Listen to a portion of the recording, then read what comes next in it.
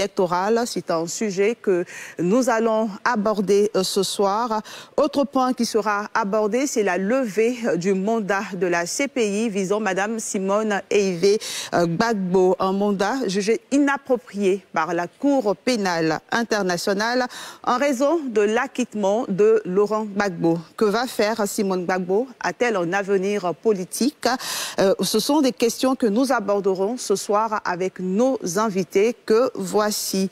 Nous avons donc Baudouin Yapo, député suppléant RHDP à Zaguié. Bonsoir, honorable, bonsoir. Et bienvenue sur ce plateau. Juste à ma gauche, nous avons Amand Béranger, qui est le vice-président national de la JPDCI estudiantine et scolaire. Bonsoir et bienvenue sur ce plateau également. Nous avons Dr Kwasi Raphaël, vice-président du FPI, chargé du district de la vallée du Bondamont. Bonsoir. Bonsoir, madame. Et bienvenue sur ce plateau. Merci, et nous avons Sylvain Nguessan, sinon docteur Sylvain Nguessan, qui est analyste politique. Bonsoir et bienvenue sur ce plateau. Bonsoir, madame. Et la dernière personne que je vais présenter est Francis Benelus Kofi, qui est le président national de la jeunesse en charge des mouvements de soutien RHDP. Encore une fois de plus, bonsoir messieurs, j'ai oublié l'asthme, je ne vous ai pas présenté, vous êtes le secrétaire exécutif de la jeunesse EDS. Bonsoir Blaise Lasme. Bonsoir madame. Et bienvenue sur ce plateau. Voilà. Merci. Tout le monde est donc présenté. Bonsoir messieurs et merci d'avoir répondu à notre invitation. Pour commencer, je vous propose cet élément de la rédaction. Il s'agit d'un retour sur cette rencontre symbolique, rencontre historique du mardi 27 juillet en Côte d'Ivoire. C'est quelque chose qui est vraiment bon. C'est une bonne chose de voir l'ex-président Laurent Gbagbo et puis son frère Alassane se réconcilier. Ça permettra aussi à la jeune génération que nous sommes de pouvoir vraiment se réconcilier. Nous avons besoin vraiment de paix et de réconciliation. Selon moi, cette rencontre avec l'ex-président ivoirien et le président actuel va vraiment harmoniser, rejoindre les deux bords des différentes idéologies qu'avaient les Ivoiriens. Et ça va faciliter la réconciliation en un mot. Il y a réconciliation et puis c'est très bien. Je suis heureux.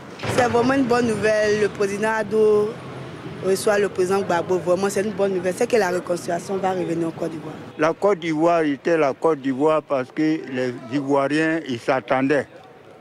Hein, les fils et filles de Côte d'Ivoire ils vivaient en harmonie. Ça fait vraiment plaisir, mais que cela soit sincère.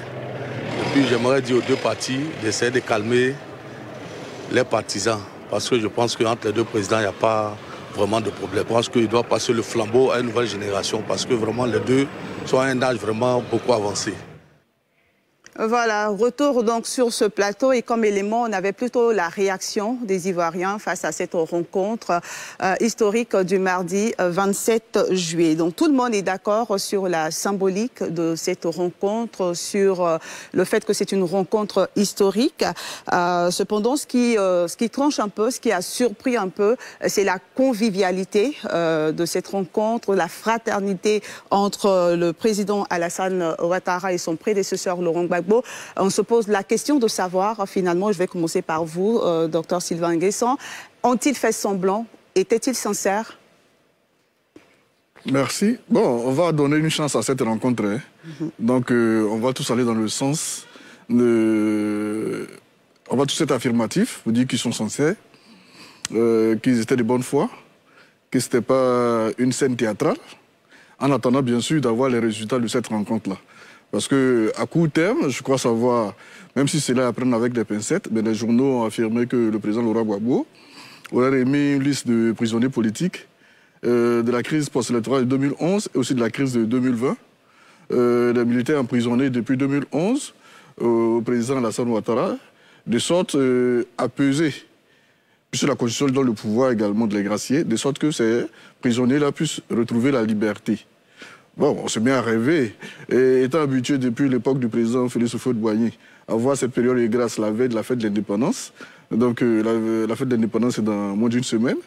On attend de voir le 6 et le 7 août ce que le président Alassane Ouattara fera de la requête du président Laurent Gbagbo. De toute façon, dans leur discours de fin de rencontre, le président Gbagbo a demandé officiellement au président Alassane Ouattara de peser de tout son poids pour que ces prisonniers-là soient libérés. Donc le 7 août, on verra un peu ce qu'il en est de la suite à accorder à cette rencontre. Si le président Alassane Ouattara accepte de libérer ces prisonniers politiques, ou alors une grande partie de ces prisonniers politiques, on dira que la machine est vraiment sur les rails. Mais si rien n'est fait, et que la requête du président Laurent Gbagbo n'a pas eu de suite favorable, on se dira que bon, c'est du surplace, rien n'a changé, il y a eu juste des souris, mais on attend de voir que véritablement cela débute. Donc, à mon avis, sans forcément vouloir imposer un rythme au président de la République, mais le 7 août nous situera sur la sincérité de la rencontre du 27 juillet. En attendant donc le 7 août pour savoir en fait ce que vous venez de dire, Blaise Lasme, quel est votre commentaire sur la rencontre? Bon, c'est une rencontre qui est heureuse et qui a plu aux Ivoiriens au vu des réactions que nous avons pu entendre. Vous savez, dans la plupart des pays, le leadership de la réconciliation est porté par le président de la République, par le chef de l'État. Mais dans notre pays, ce leadership a été porté par l'opposition. L'opposition a demandé un dialogue, l'opposition a été demandée de la réconciliation. Dieu merci, le chef de l'État, Alassane Ouattara, il faut le remercier pour cela, a accepté cette main tendue de l'opposition. Pour vous donc, en acceptant de recevoir Laurent Gbagbo, le président Alassane Ouattara est en train de répondre à l'appel lancé par l'opposition? À l'appel lancé par l'opposition à Daouko, un appel au dialogue, un appel à la paix et un appel à la réconciliation. Donc, le chef de l'État a cédé à cette demande de l'opposition et il faut lui dire merci. Il faut lui dire merci.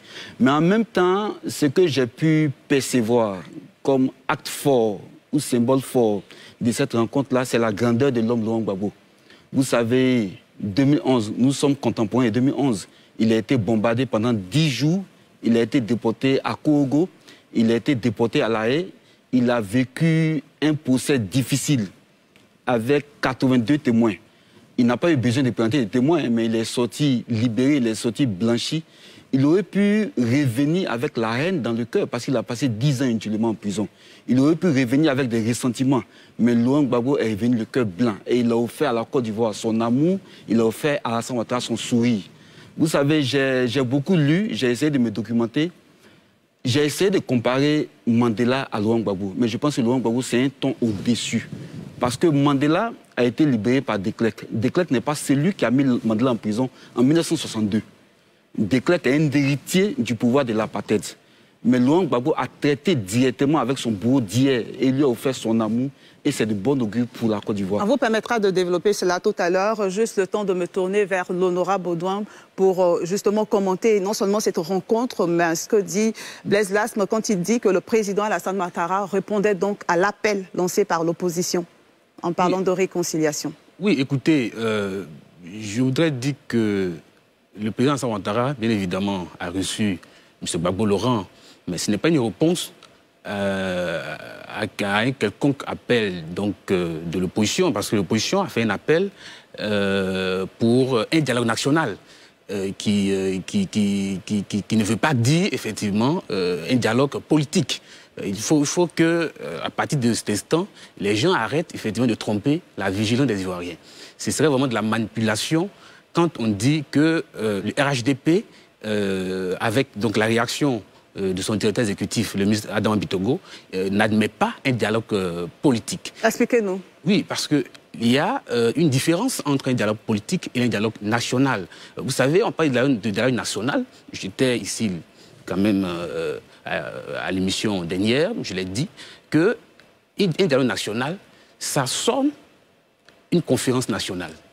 Quand le pays sort effectivement des situations difficiles, où les institutions ne fonctionnent pas, où la République est à terre, on parle de dialogue national. Mais dans ce cadre,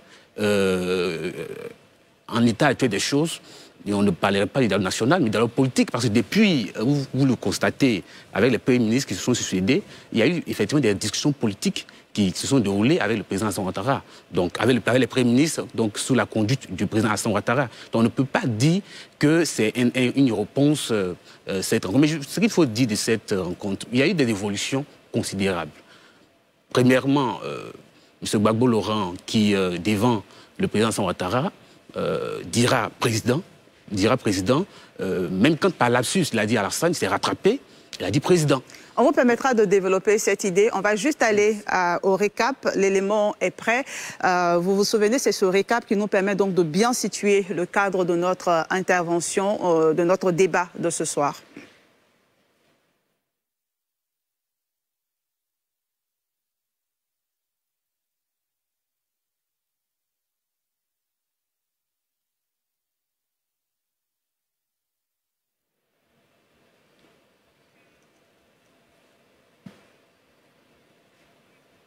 Voilà, on vous laisse donc terminer votre intervention. Laurent Gbagbo donc reconnaît pour vous, effectivement, en disant monsieur, en disant le président Alassane Ouattara. Le président appuie du Côte d'Ivoire et que, encore, une autre évolution, c'est qu'il n'a pas parlé de prisonniers politiques. C'est ce qu'il faut dire à monsieur Sylvain. Monsieur Gbagbo n'a pas parlé de prisonniers politiques. On dit monsieur Nguessan. Monsieur Sylvain Nguessan, merci. C'est quand même votre prénom. Un prénom n'est pas suivi d'un monsieur Gbagbo n'a pas parlé de prisonniers politiques, il a dit tout court prisonniers. Donc c'est une évolution.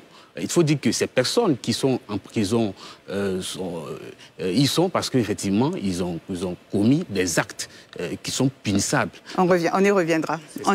Docteur Kwasi Raphaël, oui, votre commentaire déjà de cette rencontre. Merci infiniment. Il y a une série de symboles que l'on attache à cette rencontre. Pour notre part, nous voulons tout simplement mettre en exergue deux symboles. Le symbole du pardon et celui de la réconciliation. Le pardon est d'essence divine et il est attaché également au pardon le mythe humain de la résilience. Et c'est Voltaire qui va le dire, et dit « Puissent les hommes reconnaître qu'ils sont frères entre eux ». Cela est fondamental. Quelles que soient les convictions auxquelles vous êtes attachés et l'activité que vous menez, à un moment donné, il faut que vous reconnaissiez que ce soit chez l'un ou l'autre, vous partagez les mêmes valeurs humaines sur la base desquelles vous construisez d'abord vos convictions et ensuite vos actions. Il y a également la dimension historique, politique et sociale au niveau de cette rencontre. La dimension historique, c'est qu'à un moment de l'histoire, on retiendra que celui à qui l'on a fait du tort pendant une décennie entière, tout à l'heure, M. Lass me l'a dit, la preuve qu'on lui a fait du tort, c'est qu'il a été acquitté. Il s'agit du président Laurent Gbagbo. Il arrive dans le pays, peut-être qu'il aurait pu rester en exil. Et il arrive chez lui. Et au lieu de dire qu'on vienne pour le saluer, pour certainement atténuer son malheur et le ramener de façon plus douce dans la République, lui-même, il esquisse des pas pour aller voir le président de la République pour le saluer. Et donc, nous voyons que dans ce mythe humain de la fraternité, de la résilience, il fait preuve de grandeur. Et l'histoire retiendra cela. Et c'est pour cela que je parle de la dimension historique. La dimension sociale, ou si vous voulez, on passe par la dimension politique, c'est que cela rejaillit sur l'ensemble des acteurs de la vie sociale et politique qui sont comme branchés à ces deux personnes et qui ne vivent que par elles. Et la dernière chose, c'est que socialement, bien entendu, cela va détendre l'atmosphère et permettre à toutes les personnes qui se regardaient en chien de faïence de vivre une nouvelle amitié, celle qui existait hier et par laquelle les Ivoiriens étaient heureux. Alban Béranger, votre commentaire de la rencontre? Bien. Comment a été vécue cette rencontre au niveau du PDCI ou de la GPDCI? Bien, merci madame. Je voudrais dire que le président Bédié, avec le PDCI, appelait de tout leur vœu à une réconciliation depuis, et même à un dialogue national. J'entends le frère Yapo dire que bon, on n'a pas besoin de dialogue national, il faut un dialogue politique. Tout ça, c'est des termes à distraire l'opinion. Voyez-vous, un pays qui a été déchiré depuis 2002 jusqu'en 2011 pour atteindre son point culminant.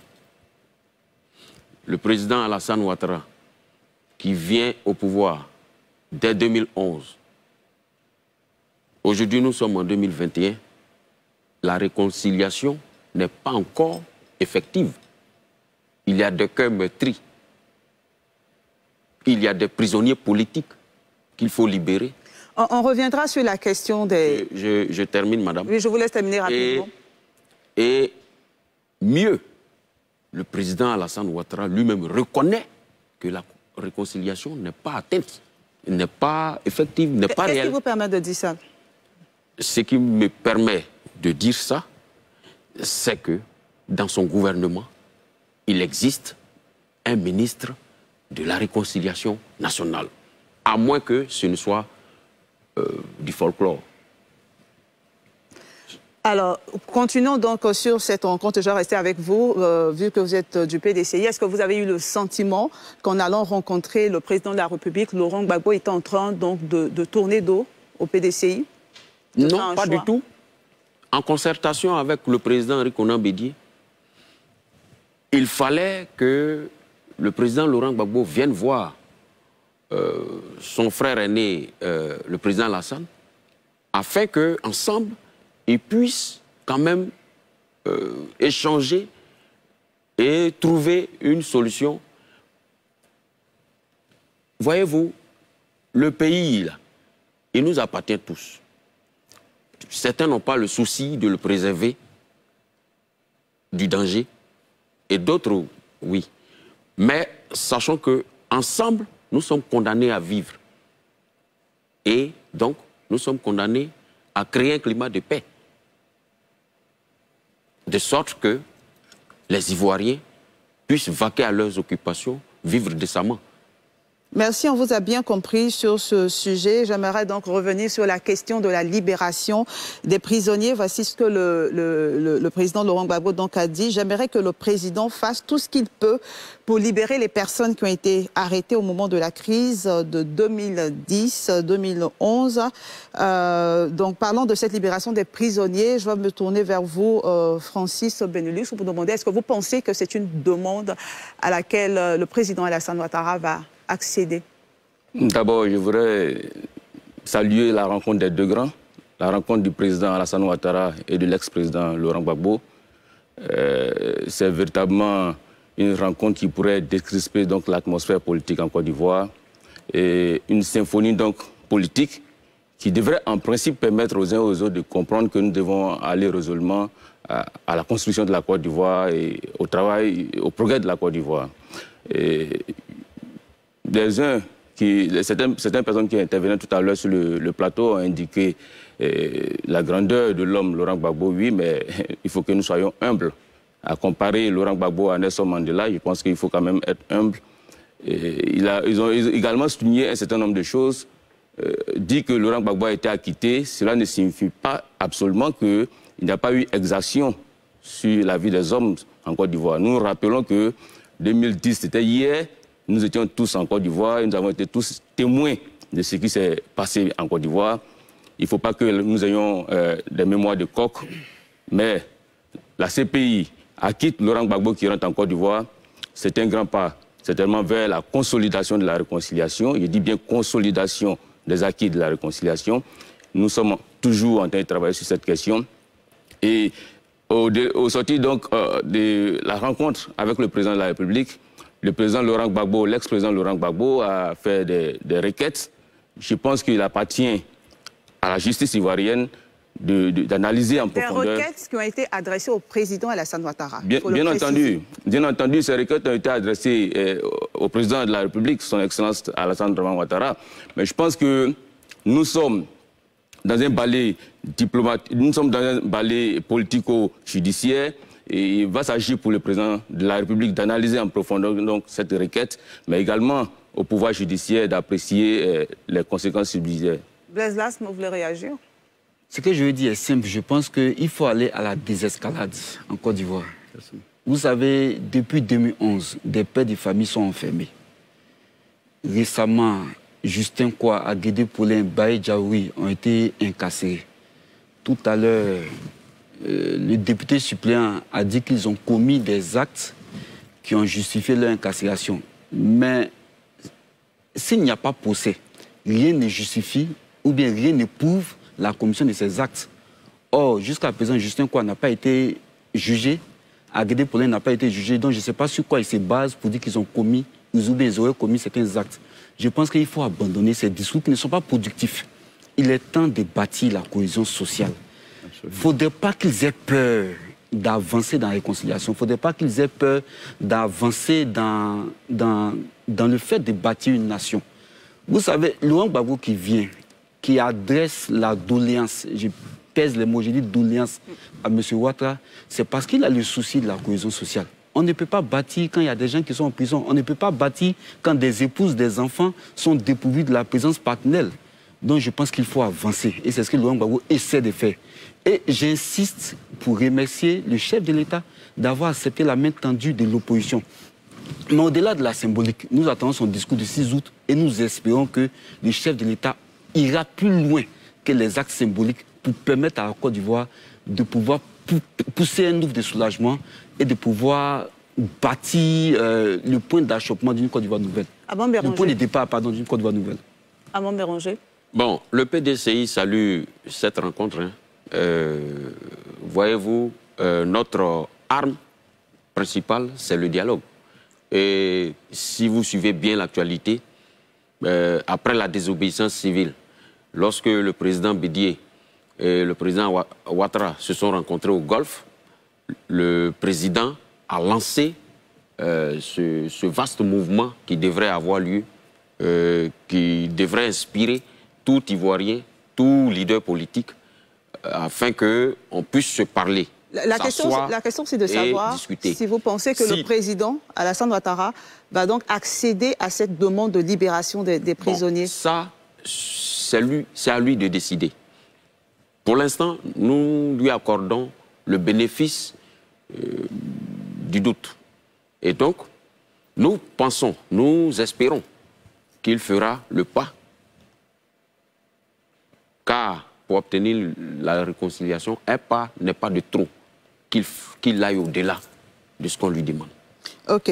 Donc, je vais donc avancer dans le débat. Une liste de prisonniers a été rendue publique. Une liste rendue publique par des proches du président, de l'ex-président Laurent Gbagbo, selon qu'on a appris et selon que Dr Sylvain Nguessan le disait. Ce qui surprend, c'est que sur cette liste, on note la présence d'un proche de Guillaume Soro. Alors la question est, est-ce une erreur, est-ce une stratégie de rapprochement, ou est-ce que finalement on prend en compte tous les prisonniers? Parce que dans sa requête, Laurent Gbagbo parlait des prisonniers de la crise post-électorale. Je me tourne vers Blaise Lasma. Vous voulez réagir, docteur? Vous pouvez, allez-y. Ok, bon, venant de Laurent Gbagbo, c'est pas surprenant quand même. D'accord. On peut reprocher beaucoup de choses à Laurent Gbagbo, et moi je lui en reproche à longueur de journée, mais quand même connaissant, ayant observé l'homme depuis quand même les années 90, son ouverture d'esprit n'est plus à démontrer. Étant président de la République, le président Laurent Gbagbo a permis à plusieurs cadres de l'opposition d'aller se faire soigner à l'extérieur et de faire soigner leur famille. Bon, on ne citera pas les noms parce que bon. Donc, que le président Laurent Gbagbo mette les noms des proches de M. Soro Guillaume, de M. Henri Konan Bédié, ça pour moi, le président Laurent Gbagbo comprend aujourd'hui que la Côte d'Ivoire qui est abattie devrait être la résultante de la confiance entre les principaux leaders, dont le président Bédié, le président Ouattara, le président Gbagbo lui-même et aussi M. Guillaume Soro. Tant qu'une partie de ces 4 leaders, qu'on le veuille ou pas, la Côte d'Ivoire, le champ politique ivoirien est ainsi structuré. Qu'on le veuille ou pas, nous dépendons du climat relationnel entre ces 4 leaders. Si le président Ouattara accédait à la doléance ou à la requête faite du président Laurent Gbagbo, ça nous épargnerait vraiment une certaine parenthèse que je n'ai pas envie de décrire. Faute de quoi, certains seront dans leur camp, ou alors l'opposition peut-être, je dis bien peut-être, pourrait être amenée à utiliser des moyens constitutionnels, dont des marches, des sit-ins. On pourrait quand même faire l'économie de ces choses-là. Et organiser des marches, ce n'est pas interdit par la Constitution. Organiser des sit-ins, ce n'est pas interdit par la Constitution. Organiser des grèves de la faim, ce n'est pas interdit par la Constitution. Nous avons besoin de stabilité. Je vais faire une large ouverture. D'accord. Quand vous lisez, nous avons été évalués dernièrement par l'agence de notation Fichte, qui, véritable, la Côte d'Ivoire a été très bien évaluée suite à l'arrivée du président Laurent Gbagbo avec le climat social qui a apaisé. Quand vous lisez également le rapport de l'agence de notation française, que fasse la compagnie française pour le commerce extérieur. Le centre de gravité de leur analyse, c'est qu'elle deviendra la Côte d'Ivoire si elle ne parvient pas à résoudre le problème de la réconciliation. Tant que ce problème ne sera pas résolu, la Côte d'Ivoire est assise sur une poudrière qui peut exploser à tout moment. Ajoutons-y la menace terroriste. Ça fait un peu trop pour ce petit pays qui est la Côte d'Ivoire, un pays pauvre qui ne pèse rien sur la planète géopolitique. Donc nous avons intérêt à taire les petites questions d'ego, de personnes. Non, dialogue politique, c'est dialogue national. Non, ce n'est pas prisonnier politique, c'est des prisonniers. Non. L'enjeu est tel qu'aujourd'hui, il faut taire ces petites questions d'ego, ces petites questions de personnes. Et le président Alassane Ouattara et Laurent Gbagbo, qui n'arrivaient pas à se supporter en photo. Je parie que chez le président Alassane Ouattara, il n'y avait pas de photo de Gbagbo. Il ne pouvait pas supporter ça. Le président Gbagbo également ne pouvait pas supporter chez lui. On accepté de se rencontrer, de se sourire. Le président Alassane Ouattara a eu le temps de revenir un peu sur les funérailles de la maman de Gbagbo, tout ça. C'est assez fort quand même. Donnons-leur cette chance-là. Taisons les petites questions, les petits intérêts à manger, à boire. Laissons tout ça, pensons à l'intérêt supérieur de la nation. Si ces gens-là sont libérés demain et que le cœur des uns et des autres, les différentes formations politiques sont apaisés, vous allez voir que nous allons rentrer dans une phase de stabilité, de paix durable. Et la Côte d'Ivoire a gagné, sortirait grandement gagnante. Docteur Kwasi Raphaël. Merci infiniment. Il y a le deuxième symbole que nous n'avons pas eu le temps de développer, c'est le symbole de la réconciliation. Et ce symbole de la réconciliation doit se construire autour de l'égalité qu'on fait entre tous les citoyens. Et lorsque un homme politique est parvenu au stade de chef de l'État, je pense que tous les citoyens sont d'égale valeur devant lui. Et c'est pour cette raison que, lorsque vous avez posé la question de savoir tout à l'heure, que vise le président Laurent Gbagbo en mettant sur sa liste un proche de Soro Guillaume, je voudrais dire qu'il manifeste là sa grandeur d'homme politique à l'échelle de la nation entière ayant dirigé le pays. Je voudrais dire... Vous ne voyez pas une stratégie de rapprochement avec... Non, je crois que le fait de mettre le nom d'un seul individu sur une liste de personnes à libérer ne peut pas signifier d'emblée que c'est une stratégie de rapprochement. Je crois qu'il y a des stratégies politiques un peu plus profondes qui permettent de faire cette analyse-là. Voilà. Et je voudrais dire que nous sommes dans une symphonie, hein, pour emprunter tout à l'heure le mot qu'a employé l'autre collègue sur le plateau. Nous sommes dans une symphonie et nous souhaitons que cette symphonie soit achevée. Et là, il faut qu'on passe par les véritables étapes de la réconciliation pour que les signes que nous apercevons à travers cette rencontre soient des signes qui aboutissent, comme l'optimisme nous le laisse supposer, à des résultats qui soient palpables et meilleurs pour les Ivoiriens. Francis Benelux, Kofi. Bien, merci. Ce que je voudrais ajouter, c'est que la réconciliation elle-même est une œuvre permanente. Nous sommes ici tous en Côte d'Ivoire, nous sommes d'accord que les Ivoiriens sont en phase, ils vivent ensemble, en symbiose. Moi, je reçois chaque jour la jeunesse du PDCI, Amand, il est là, Béranger, il le sait. Mais nous sommes totalement réconciliés entre nous Ivoiriens. Le dialogue national également dont les gens parlent, moi je ne parlerai pas de dialogue national, mais le dialogue politique. Vous voulez dire que la Côte d'Ivoire est réconciliée? Absolument. Absolument, la Côte d'Ivoire est réconciliée. Moi, la jeunesse du FPI, Lia Ferdinand notamment, je suis tout le temps en relation avec lui. Valentin Kwasi, Innocent Yao. Nous échangeons tous les jours. Mais au-delà de nous, personnalités politiques, mais je pense que les Ivoiriens se parlent. Les Ivoiriens sont réconciliés. Se parler, est-ce qu'ils sont réconciliés? Mais madame, le problème en Côte d'Ivoire, c'est quoi? C'est qu'il y a une partie des Ivoiriens qui continue de récuser le fait que le président Alassane Ouattara est le président de la République de Côte d'Ivoire. Il y a une partie des Ivoiriens qui se font appeler Gore, pour qui, en dehors de Laurent Gbagbo, il n'y a pas d'homme politique susceptible donc de diriger la Côte d'Ivoire. Et c'est ça qui crée le débat. C'est cela qui crée le débat. Et tant que nous n'aurons pas compris que nous devons nous inscrire dans le respect de la légitimité et de la légalité du pouvoir du président de la République qui a été élu par l'ensemble des Ivoiriens, nous ne sortirons pas de ce tanière-là. Beaucoup de personnes le président Alassane Ouattara continue. Il n'a jamais d'ailleurs rompu le dialogue entre lui et son aîné Henri Konan Bédié. Il n'a jamais rompu le dialogue entre lui et Laurent Gbagbo, à travers donc les canaux que sont ses représentants au niveau donc du parti du FPI, du parti aussi bien d'Afin Guessan et d'Assoadou. Vous avez vu que les différents premiers ministres qui se sont succédés ont continué à entretenir donc le dialogue politique pour faire en sorte que la Côte d'Ivoire retrouve donc, n'est-ce pas, la paix, la paix que nous recherchons tous. Je vais juste donner la parole à l'honorable Baudouin rapidement. Oui, madame, la réconciliation est un processus.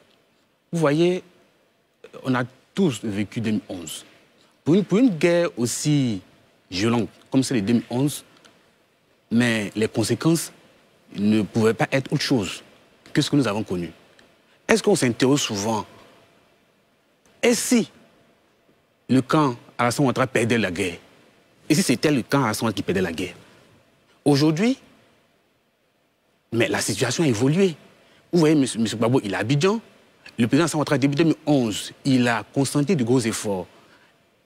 Des exilés sont rentrés, des prisonniers sont sortis, des avoirs sont dégelés. Mais de quoi on parle? Le ministère de la Réconciliation, pour le dire, n'a pas une mission d'organiser des conférences nationales. Comme si, effectivement, nous n'avons pas d'institutions dans le pays. Le ministère de la Réconciliation nationale a pour mission d'entretenir des rapports en permanence avec les partis politiques, avec les forces politiques, mais aussi bien avec la société ivoirienne. Donc sa mission, ce n'est pas d'organiser des conférences nationales. Mais c'est qu'il faut préciser que le 11 avril 2011, mais le président Alassane Ouattara a préservé la vie de M. Gbagbo et de sa famille. Les gens oublient ça. Et quand on parle, ils diront Dieu, mais écoutez, on a vu le général Guy Robert, il n'a pas eu cette chance. Des gens ironisent que le président Alassane Ouattara a escaladé des murs. Mais c'est parce qu'il y avait des tueurs qui étaient effectivement à cette trousse. C'est ces choses qu'il faut préciser aux gens. On va permettre donc à M. Sylvain Guesson, qui voulait réagir. Je suis quand même surpris d'entendre certaines choses sur ce plateau. D'accord. La CPI n'a pas libéré le président Laurent Gbagbo venu consolider la paix en Côte d'Ivoire. Non, non. M. Laurent Gbagbo a été acquitté parce qu'il n'y avait pas de preuves contre lui. Que cela soit su et que cela soit reconnu par tous. Un. Deux. La réconciliation en Côte d'Ivoire n'est pas une affaire des partis de Garba entre jeunesse du PDCI, RHDP et FPI. C'est plus profond que ça. C'est plus fondamental que ça. Ça, c'est de deux. De trois, quand on parle de réconciliation nationale, si on avait le temps, on aurait donné un coup de magistral sur la réconciliation nationale. Il y a 4 piliers fondamentaux quand on parle de réconciliation. Un, le devoir de vérité. On n'a jamais eu le résultat de l'enquête du Bani. De deux, le devoir de justice. Il n'y a qu'un seul camp qui a été poursuivi en Côte d'Ivoire. On a vu la célérité avec laquelle l'enquête contre M. Laurent Gbagbo a abouti. Et 10 ans après, il n'y a pas eu de résultat contre l'autre camp dans les enquêtes de la CPI. De deux, trois, les réparations apportées aux victimes. Quelles sont les victimes qui ont bénéficié des réparations? 4, les réformes à apporter. Les principaux faiseurs de la guerre de 2002 à 2011 qui ont été promus dans l'armée nationale qui dirige l'armée nationale. Voici des réformes apportées.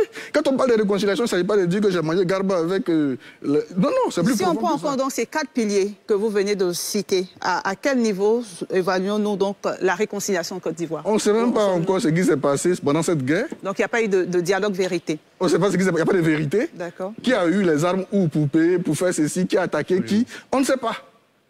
Et c'est dans ce contexte-là que le président Laurent Gbagbo et Alassane Ouattara font violence sur eux de se rencontrer pour dégager la voie pour une Côte d'Ivoire nouvelle. Elle a salué, puisqu'il n'y a pas aujourd'hui en Côte d'Ivoire une institution assez forte pour porter sur elle le devoir de vérité. Pour dire véritablement, voyez ce qui s'est passé en 2002, voici d'où sont venus des armes, est-ce qu'il y a eu des mercenaires, est-ce qu'il y a eu des soutiens extérieurs, est-ce qu'il y a eu des acteurs extérieurs? Faut-il faire ressortir le rapport de la CDVR? Voilà, non, non, bon, je ne sais pas. Aujourd'hui, par la force des choses, nous avons 4 leaders assez forts qui arrivent à canaliser quand même le peuple ivoirien. Je pense pour ma part que si on met les 4 leaders que nous avons, les 3 que le président Laurent Gbagbo, le président Alassane Ouattara, le président Bédié et M. Guillaume Soro, qui appellent ne serait-ce qu'en 30 minutes à l'apaisement et à la paix, je crois que ça peut toucher beaucoup d'Ivoiriens. Madame Débat, quand le docteur Nguessan dit qu'il n'y a eu qu'un seul camp qui a été poursuivi, il faut encore se poser la question, pour ceux qui sont constitutionnalistes.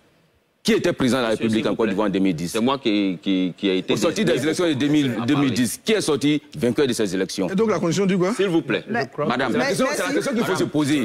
On dit qu'il y a un seul camp qui a été poursuivi. On doit se poser la question de qui a été attaqué. On va vous donner le temps de développer. À Armand Béranger donc de développer votre idée. Il faut le dire. Voilà. Allez-y. Moi, je suis souvent... Ça m'amuse de voir mes camarades... du RDR, parce que le RHDP, c'est... Là, c'est encore une... C'est pas, il est encore perdu dans les débats. Laissez-moi finir. Terminer. Vous n'avez pas la parole. Le RHDP, ça, c'est la poudre aux yeux. Ça, C'est le RDR. Voilà. Donc, ce que je veux dire, quand il dit que nous nous rencontrons, c'est vrai, nous sommes des hommes, on peut se rencontrer, mais qu'il ne n'insinue pas ici que nous partageons la même idéologie. Ça, il faut que ce soit clair. Et puis, quand vous dites qu'il y a la paix, monsieur, soyez conséquents. Vous mettez dans votre gouvernement un ministère de la réconciliation nationale. Et vous appelez les gens à croire au fait que tout va bien. Non, ça ne va pas. Sinon, un ministère ne se serait pas créé à part entière. Et votre ministre, donnez-lui du travail, il va aller sur le terrain. N'allez pas vous-même faire son travail. Docteur Kasira, je vous permets de réagir avant de revenir sur la question donc, des victimes, parce que c'était ma prochaine question. Réagissez rapidement sur ça. Oui, alors je voudrais dire que dans la réconciliation elle-même, elle doit s'appuyer sur, comme l'a dit Sylvain Guessant, deux situations majeures. D'abord, il faudrait qu'il puisse y avoir une réconciliation au niveau à la fois régional des peuples comme des individus. Et cette réconciliation-là va appeler à une réparation qui va se faire sous forme de rituels. Par exemple, des régions, des villes, des villages qui ont perdu assez de personnes voudront que, sur le plan culturel, qu'on puisse apporter un certain nombre d'éléments pour satisfaire certainement à l'esprit des mânes, pour apaiser la terre et permettre que leur existence puisse aller de l'avant. Nous sommes tous africains. Deuxièmement, au niveau collectif, il faut certainement des rituels expiatoires pour pouvoir remettre les Ivoiriens dans le contexte culturel où ils étaient. Et puis au niveau individuel, il faudra des réparations. Deuxièmement, et ça c'est l'un des aspects les plus importants, il faut se créer un cadre de vie, surtout au point de vue des institutions, qui soit consensuel. Pourquoi chaque fois qu'il y a des consultations électorales, nous allons à la guerre? Pourquoi nous allons à la conflagration? Pourquoi nous allons à la violence? C'est parce que certainement les tests qui nous régissent ne reçoivent pas le consensus de toute la population.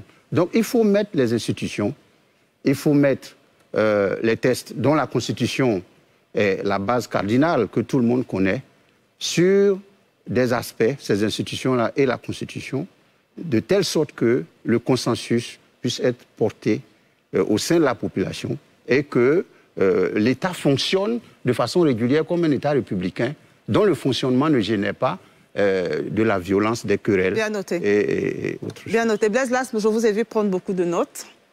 En fait, je suis un peu dépité par la qualité du débat. Je suis un peu blasé parce qu'on parle des choses sérieuses, on parle de la Côte d'Ivoire, qui nous tient tous à cœur.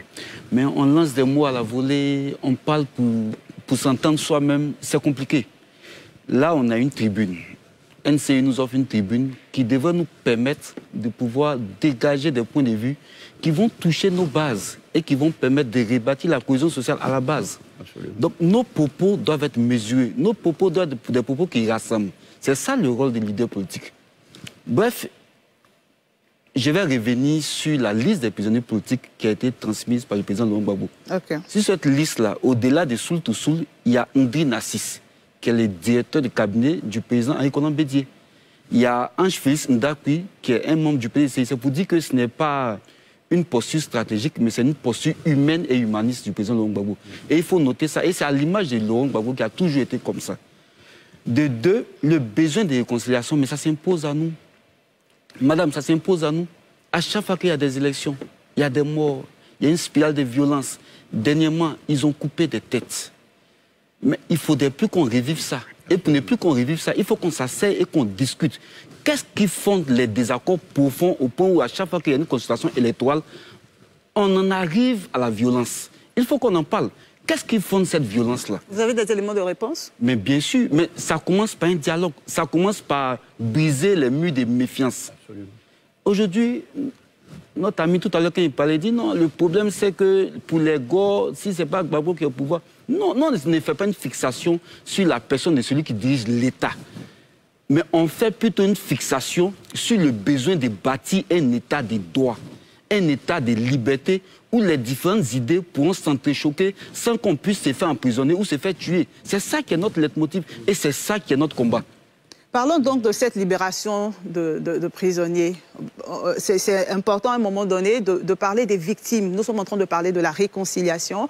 Dans les piliers définis par Sylvain Nguessan, donc il y a cette réparation. Quelle est la place des victimes?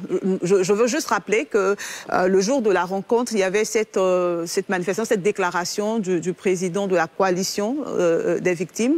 Honorable, comment on traite la question des victimes? Non, mais écoutez, il faut dire que nous savons qu'il y a eu des victimes en 2011. Malheureusement, les autres pensent qu'en 2011, ceux qui ont été... Les autres, c'est qui? Mais nos amis de l'opposition pensent que ceux qui ont été tués en 2011 sont des animaux. Et pour eux, il n'y a pas de victimes. Je n'ai jamais entendu effectivement un discours de M. Gbagbo dans ce sens.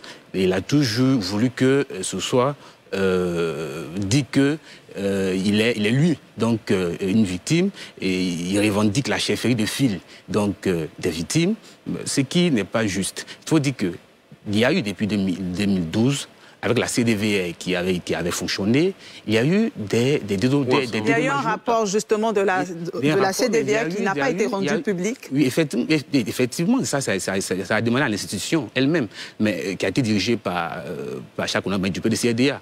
Mais il faut dire qu'il y a eu des victimes de l'Ouest qui sont donc... il y a eu des victimes dans tous les camps. Aujourd'hui, comment on prend en compte la question, c'est qu'est-ce qu'on fait pour réparer donc le tort à ces victimes de tous les bords, hein. On parle des victimes de tous les bords. Comment ces victimes sont prises en compte, justement, dans cette réconciliation? Docteur Kwasi Raphaël. Oui, moi, je souhaiterais que nos amis, quand même, du RDR, du RHDP, pardon, puissent être, je veux dire, objectifs. Il y a eu deux camps qui se sont affrontés, dans le meilleur des cas. Il y avait le camp du président Laurent Gbagbo et celui du président Alassane Ouattara. Alors aujourd'hui, le président Laurent Gbagbo est acquitté. Voilà. Et il se passe que dans l'autre... Quel est le commentaire que vous faites de cet acquittement? L'acquittement, c'est qu'il est innocenté. C'est que les charges qui pesaient sur lui n'ont pas été des charges fondées. Ça veut dire que et donc, à partir de ce moment-là, lorsqu'il y a deux personnes qui sont en conflit et que ce que je vais certainement employer tout à l'heure, au lieu d'employer la maxime juridique qui est la présomption d'innocence, on a mis la présomption de culpabilité. C'est ce qui a valu toutes ces années de réclusion gratuite. Voilà. Une fois que l'on est convaincu que la personne n'a rien fait, en tout cas pour ce qu'on lui reproche, il faut qu'on regarde de l'autre côté, puisque ce sont les deux forces qui étaient en conflit. Si ce n'est pas une force qui est coupable, c'est que certainement c'est l'autre force. Mais au moins, il faut qu'on interroge l'autre force pour voir si la responsabilité ne veut pas être située. Oui, je voudrais attirer l'attention du docteur. C'est une insulte à la conscience collective que de dire que le président Laurent Gbagbo a été acquitté parce qu'il n'a tué personne. C'est une insulte à la conscience collective. Dites-nous. On ne va pas refaire le débat ici. Une chose est claire, Laurent Gbagbo a été acquitté. Dr Nguessan intervenait tout à l'heure, il a souligné 4 piliers qui devaient nous conduire donc à la réconciliation. Sans rejeter du revers de la main les autres piliers, je retiens 2 éléments importants. Oui. Le devoir de justice. Il a indiqué. Il a indiqué également la réparation. Parlons de ce devoir de justice. C'est du devoir de justice que Parlons de ce devoir de justice. La question que je voulais poser sur ce devoir de justice, c'est qui sont les personnes qui ont été poursuivies, qui ont fait l'objet de procédures judiciaires, ne serait-ce que pour savoir la vérité, dans le camp de M. Ouattara? Oui, mais je l'ai indiqué d'emblée. J'ai dit qu'en 2010, nous sortons d'une élection qui a vu la victoire du président Alassane Ouattara. Est-ce à dire qu'en ce moment... Je prends de façon terre à terre le cas de la légitime défense. Allez-y. Je suis assis chez moi. Lorsque un individu rentre dans ma cour et il m'assomme avec un bois. Lorsque moi j'ai réagi, le droit appelle cela de la légitime défense. Vous êtes en train de nous dire... Mais ce dont on entend parler va au-delà de la légitime défense. Qu'on n'a pas besoin de poursuivre des personnes dans le camp de M. Alassane Ouattara. C'est juste la question. Vous répondez juste savoir. Aujourd'hui, on a... Allez-y. Amandé Oremi qui a été supposé... Il a du bulletin du RHDP? Non, pas du tout du RHDP, parce que les gens... Pas du tout. Vous le dites. Non, écoutez. Il est supposé être donc un acteur majeur de la 2011, donc il est supposé être... Pour lui, s'il est poursuivi, c'est un grand, c'est un proche. C'est vrai que les mecs le disent. Non, qu'est-ce que vous dites? C'est ça qui est important. Ils disent... Écoutez, qu'est-ce que vous dites? Non, ils disent que personne n'est poursuivi donc, dans le camp du... Qui sont les personnes qui sont poursuivies dans le camp de M. Alassane Ouattara? Quand ils disent que dans le camp Alassane Ouattara, personne n'est poursuivi, et que les mêmes qui disent que Amandé Oremi serait donc... Qu'est-ce que vous répondez à la question? Mais Amandé Oremi est condamné. Et ils disent qu'il est proche donc, du parti au pouvoir, mais il est condamné. Vous savez, madame, il y a une chose à préciser, que quand en justice, c'est comme une confrontation. En justice, c'est comme une confrontation.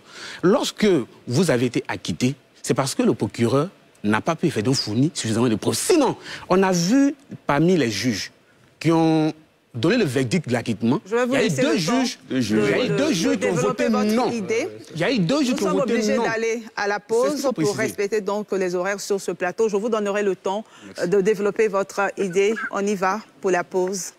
On revient dans quelques instants.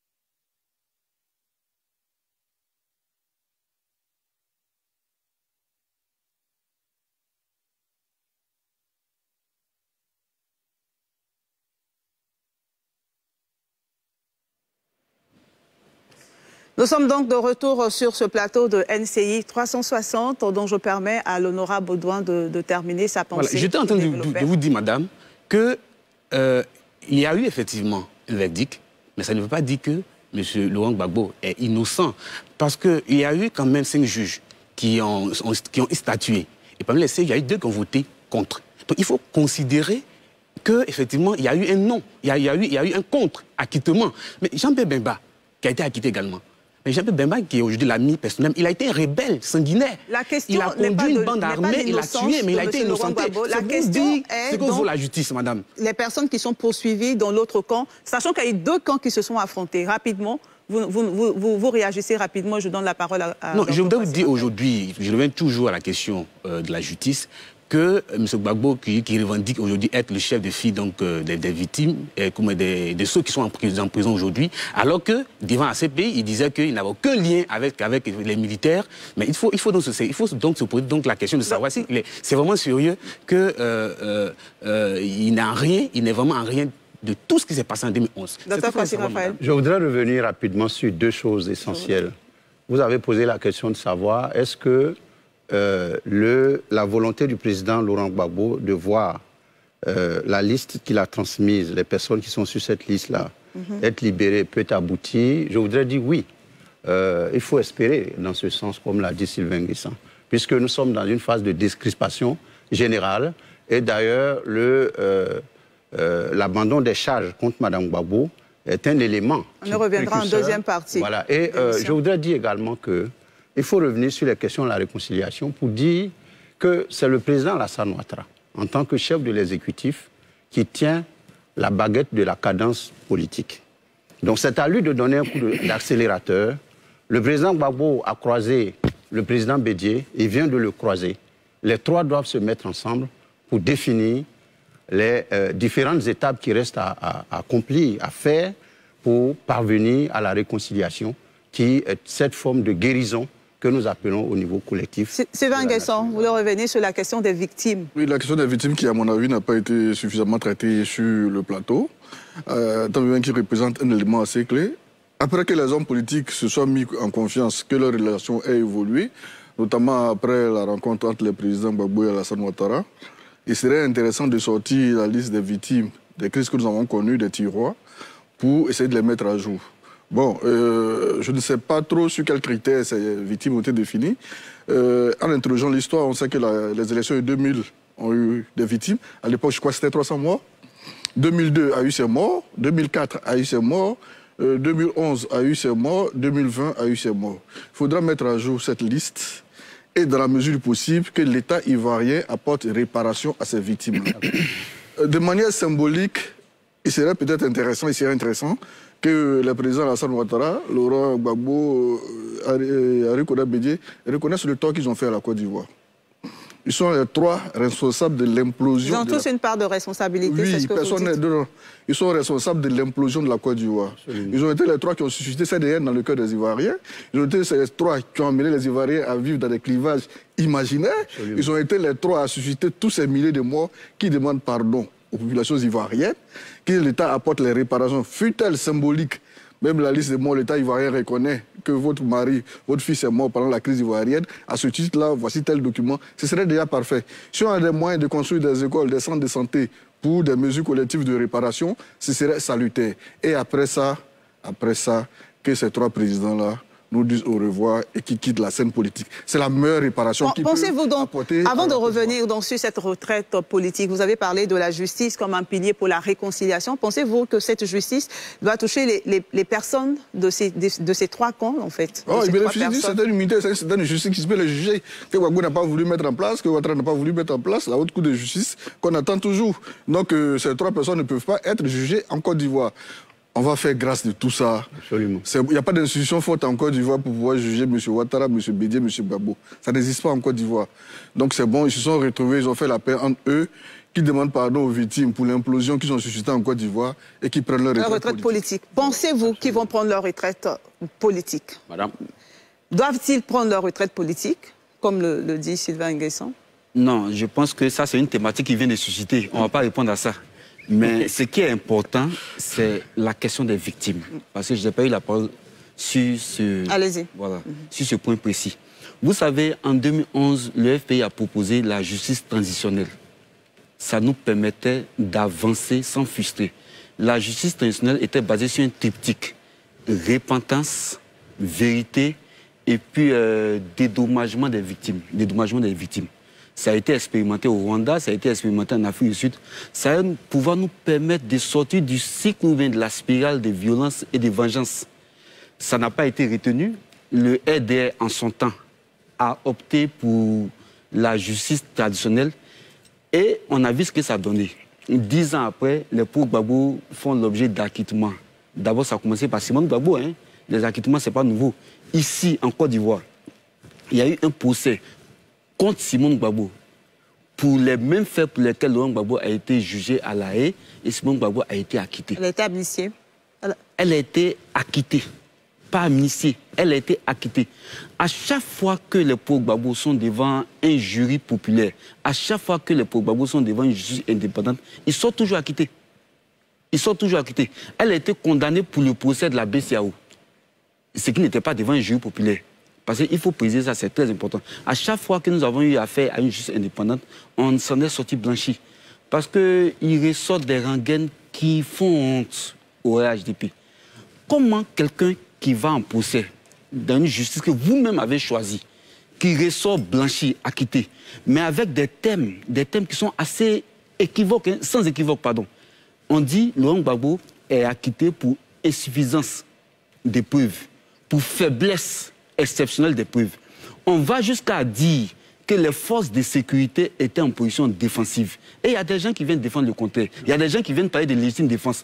Est-ce que pendant la crise que nous avons connue, on a vu les forces de défense et de sécurité progresser dans le Nord? Mais elles étaient ici.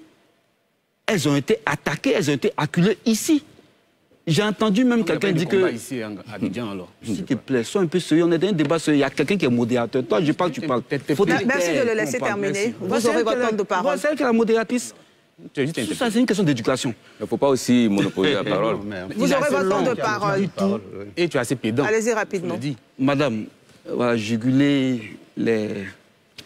Bon, on va passer. Il vient encore inciter. Alors, donc, je voudrais préciser que la notion de criminel qu'on veut forcément attribuer à Laurent Gbagbo n'a pas de sens. N'a pas de sens juridique, n'a pas de sens moral, n'a pas de sens politique, n'a pas de sens symbolique. Armand Béranger. Bien, je voudrais revenir sur cette affaire, l'affaire des victimes. Le camp RDR, Ouattara, ne voit les victimes que d'un seul angle. Et ce n'est pas bon. Voyez-vous, quand on dit victime, c'est à plusieurs niveaux. Il y a des gens qui ont été touchés par balle. Il y a des gens qui ont tout perdu. Il y a des gens qui ont perdu des gens. Il y a des gens qui avaient certainement un projet qu'ils n'ont pas pu réaliser. Tout ça, ça doit s'inscrire dans un schéma de justice sociale. On entend par justice sociale la démocratie, le respect des règles que nous-mêmes, nous nous sommes fixés. Ça, c'est le préalable. Parce qu'il y a une loi fondamentale qui régit l'État, qu'on appelle Constitution. Et elle consacre des droits à tout citoyen, quel qu'en soit son bord. Mais j'ai l'impression que nos amis d'en face ne voient que les choses d'un seul angle, sous un seul angle. Et ce n'est pas bien.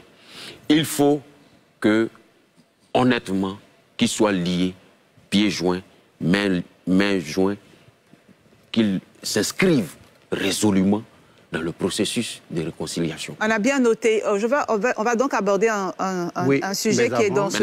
Laissez-moi terminer. On va aborder un sujet qui est dans... Je termine. Merci, je vais terminer. On va aborder donc un sujet qui est prévu dans cette première partie. Sylvain Nguessan l'a dit, mais il faut rappeler quand même que ça se dit un peu. L'opinion nationale le pense, ça revient un peu plus. C'est la question de la retraite des trois grands. Ont-ils l'intention ou vont-ils prendre leur retraite? Quand on regarde les différentes positions, Kwasi Raphaël, vous voulez commencer sur ce point? Oui, merci madame. Je crois que le président Henri Konan Bédié, lors de la visite du président Laurent Gbagbo à Daoukro, il a esquissé un pas dans ce sens. Et le président Finguessan dans le sens de quoi? De la retraite? Dans le sens de la retraite. Dites-nous. Voilà. Et il a dit que, le président Finguessan l'a rappelé, lors du discours qu'il a tenu le 27 juillet à la maison de la paix, au palais de la paix de Yamoussoukro, lorsqu'il a reçu le prix, faisant de lui l'ambassadeur de la paix et de la réconciliation. Et il a dit que le président Bédié a reconnu qu'il allait consacrer ses dernières forces à la réconciliation des Ivoiriens. Donc c'est un discours prémonitoire d'une retraite annoncée. Et nous voudrons que la réconciliation que nous appelons... Ça, c'est votre point de vue, hein, c'est votre interprétation. Ce n'est pas mon point de vue, j'en viens. Je suis dans les démonstrations. D'accord, rapidement, on va aller... Nous savons, on va rapidement, nous savons que tous ces trois leaders sont attachés à des, je vais dire, à une... comment je peux appeler ça? À un bilan politique où se lise tour à tour une frustration, certainement des moments de gestion de pouvoir et une frustration. Donc, ils ont, eux tous, dans l'histoire de la Côte d'Ivoire de ces 30 dernières années, ils ont un contentieux chacun. Donc, ce contentieux-là, c'est pour cela que j'ai dit qu'ils doivent se rencontrer. Une fois que ce contentieux est liquidé, je crois qu'ils doivent partir. Prendre leur retraite pour préparer une nouvelle génération. Francis Kofi Benedict. Oui, je voudrais tout de suite rappeler que mon frère là-bas, Béranger Amman, n'est pas respectueux des textes de loi que nous imposons nous-mêmes. Il continue d'appeler le RHDP RDR, ce qui n'est pas normal, ce qui n'est pas juste. Je voulais le rappeler donc à l'ordre. Et puis indiquer que nous n'allons pas réinventer la politique en Côte d'Ivoire. Il y a eu le dialogue direct ici en Côte d'Ivoire qui a permis à ces 3 grands, sinon 4 grands, de dire les pas de vérité, de pardonner les Ivoiriens. Mais au sortir de ce dialogue direct, il y a eu la mort de Guy Robert. Il ne faut pas qu'on l'oublie. Ce que l'opposition propose aujourd'hui au régime en place... On est sur la question de la retraite des grands. Je vais le dire. Oui, ce qu'eux proposent aujourd'hui au régime en place, c'est comment ils font leur entrée dans le gouvernement. Comment ils proposent un dialogue. Parce que moi, il est en train de renifler, mais moi, je suis en permanence en contact avec eux. Je connais les motivations qui sous-tendent, n'est-ce pas, cette proposition. D'accord, nous ne connaissons pas les motivations. Moi, je veux juste que vous répondiez à cette question. Est-ce que les 3 grands, est-ce qu'ils vont se retirer, notamment quand on parle du président Alassane Ouattara? Le retrait des 3 grands dont vous parlez, madame. Le président Alassane Ouattara l'a déjà indiqué à travers donc la limitation d'âge qu'il avait proposée. Vous comprenez? Mais lorsqu'on décide de créer le RHDP, et que, sur d'ailleurs, recommandation du président Henri Konan Bédié, et qu'on décide de créer le RHDP qui va voir disparaître donc le PDCI, qu'est-ce qui fait que le président Bédié a plus tard abandonne le projet de la création du RHDP? Le président Alassane justement parce que le président Alassane Ouattara lui indique que... sa retraite politique. Oui. C'est ça la question à laquelle nous tentons de répondre. Oui. Mais évidemment, le ministre Touré Mamadou l'a indiqué la dernière fois, il s'agira pour les uns et les autres d'aviser. Tant que nous aurons en face de nous Laurent Gbagbo et Henri Konan Bédié, je pense que le président Alassane Ouattara, à qui la Constitution permet donc un autre mandat... Vous avez bien compris, Sylvain Guesson. Écoutez, rapidement pour fermer le chapitre. Un peu la scène politique ivoirienne. Le 5 mars 2020, c'était je me retirais, je laissais Amadou Gouen être candidat. Absolument. Et puis après, je n'ai pas eu de candidat de consensus. Demain, le président Bédié tiendra le même discours. Demain, le président Gbagbo tiendra le même discours. La meilleure façon, et pour rappel, la clause de la limite d'âge pour être candidat en Côte d'Ivoire faisait partie de la Constitution de la Deuxième République. C'est M. Alassane Ouattara qui l'a fait sauter dans le projet de 2016. Donc, la meilleure façon, comme les politiciens, on ne peut pas leur faire confiance. Et la plus mauvaise posture qu'on puisse avoir sur le terrain politique, c'est de faire confiance, de croire aux propos d'un homme politique. La meilleure façon, donc, c'est de susciter la réforme constitutionnelle pour qu'il soit écrit noir sur blanc que pour être candidat en Côte d'Ivoire, il faut être âgé de, on définit la fourchette, 35 à 70 ans, 75 ans. C'est clair, les 3 ne font pas plus partie de cette tranche d'âge. On est tranquille, ils prennent leur retraite politique et on passe à autre chose. Armand Béranger, rapidement. Bon, je voudrais... dire à mon frère que Benelux, il dit que c'est le président Bédié qui a fait que le président Ouattara a fait un rétro-pédalage. Mais s'il fait sa politique en fonction du président Bédié, c'est que c'est... Excusez-moi, c'est pas pour les Ivoiriens qu'il est là. Le président Bédié a-t-il l'intention de prendre sa retraite politique? Je vais revenir à la question. Oui, allez-y. Voyez-vous, des gens ont interprété le texte, la Constitution ici, en disant que le professeur Mamadou Koulibaly, dans une tribune, aurait dit. Et donc, ils ont fait ce qu'ils avaient à faire. De la retraite politique. La retraite politique ne se proclame pas, madame. C'est un système, un schéma. Quelles sont les intentions? Aujourd'hui, vous me voyez en face de vous, en train de débattre au nom de la grande famille PDCI, et particulièrement au nom de la jeunesse du PDCI. Du coup, vous comprenez que c'est un système dans lequel on ne dit pas à quelqu'un « ôte-toi de là que je m'y mette ».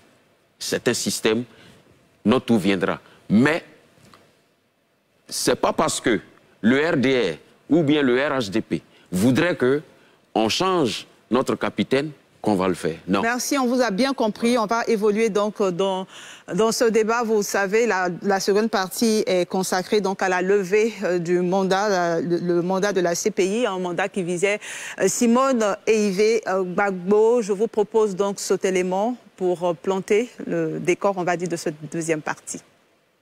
Depuis ce jeudi, Simone Eive Gbagbo n'est plus poursuivie par la Cour pénale internationale.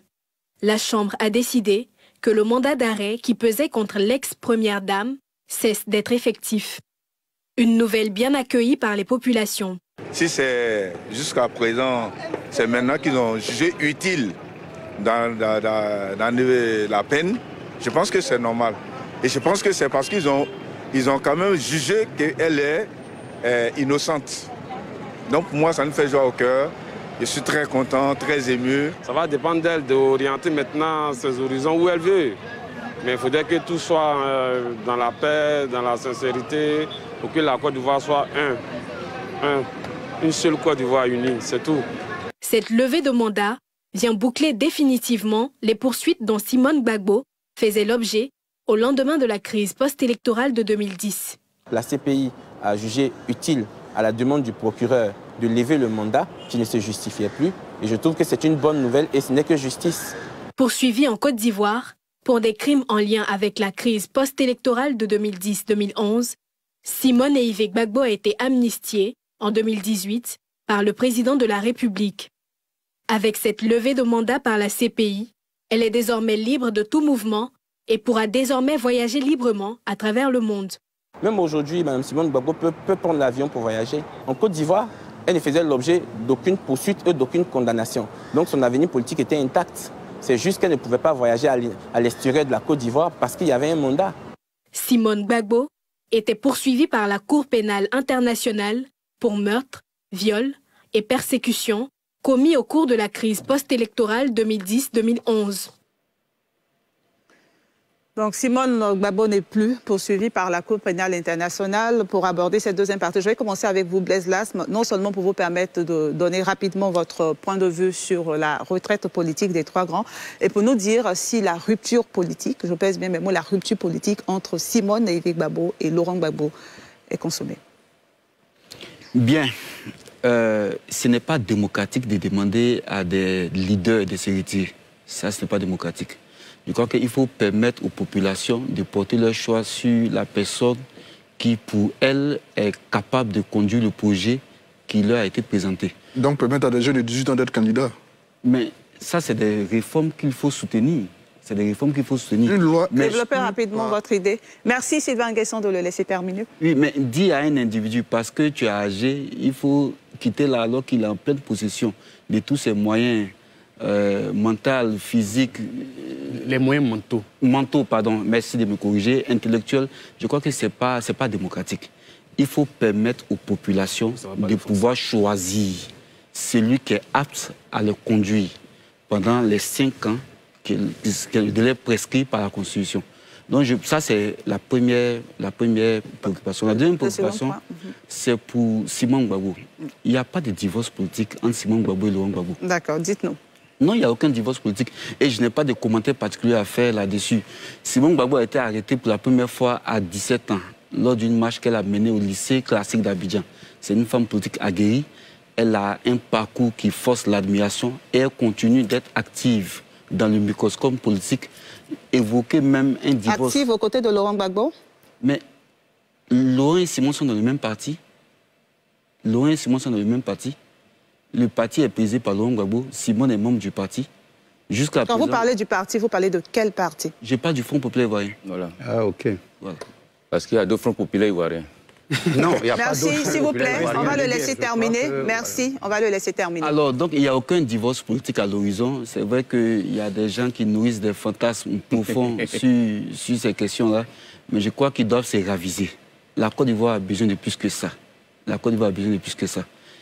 Voilà, c'est ce que je veux dire. On note quand même depuis son retour en Côte d'Ivoire l'absence de Simone Eive Gbagbo aux côtés de Laurent Gbagbo dans les démarches politiques.